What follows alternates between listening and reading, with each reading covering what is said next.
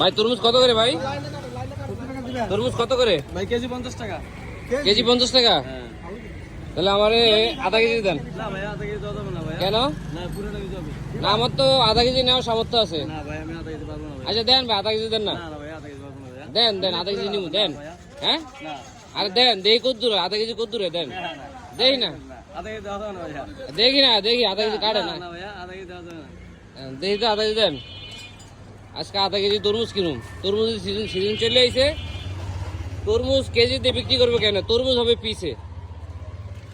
আজকে কি ধরা খেলেন?